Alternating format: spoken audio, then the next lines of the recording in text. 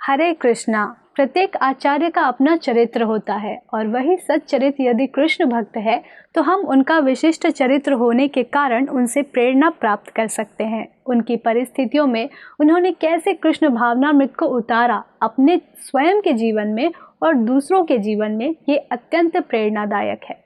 श्रील भक्ति सिद्धांत सरस्वती ठाकुर श्रील एसी भक्ति वेदांत स्वामी प्रभुपाद के गुरु का जन्म 6 फरवरी 1874 को पुरी उड़ीसा में श्री केदारनाथ दत्त भक्ति विनोद ठाकुर के घर हुआ। उनके जन्म के वक्त भारत अंग्रेजों के राज्य में था। अंग्रेजों की तो ये अपेक्षा थी कि 100 साल में वे भारत को एक क्रिश्चियन देश बना देंगे।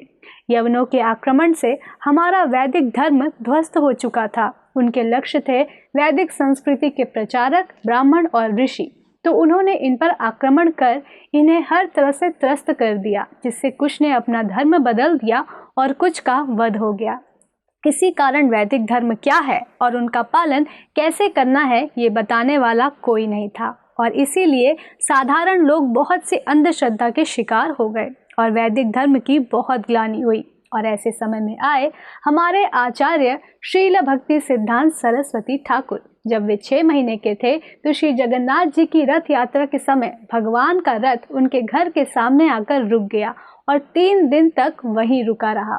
जब उनकी माँ उन्हें भगवान जगन्नाथ के समक्ष लाई तो भगवान के गले से माला उनके ऊपर गिर गई और जब उनके पिता श्री भक्ति विनोद ठाकुर ने इसके बारे में सुना तो वे जान गए कि भगवान ने इसी बालक को कृष्ण भावनामृत का प्रचार करने के लिए भेजा है। 7 साल की उम्र में उन्हें संपूर्ण भगवत गीता कंठस्थ थी और 8 साल में वे उस पर प्रवचन देने लगे थे। वे अत्यंत तीक्ष्ण बुद्धि के थे। उनकी स्मरण बुद्धि और विवेक बुद्धि बहुत प्रखर थी। श्रील भक्ति सिद्धांत सरस्वती ठाकुर ने सन 1933 तक 64 गौड़ीय मठ मंदिरों की स्थापना की। उनकी बृहद मृदंग के नाम से मद्रास, कलकत्ता और कृष्णनगर में 3 प्रिंटिंग प्रेस थी, जिसके माध्यम से वे गौरांग महाप्रभु के संदेश को किताबों, पत्रिका और अखबार के माध्यम से प्रचारित कर रहे थे।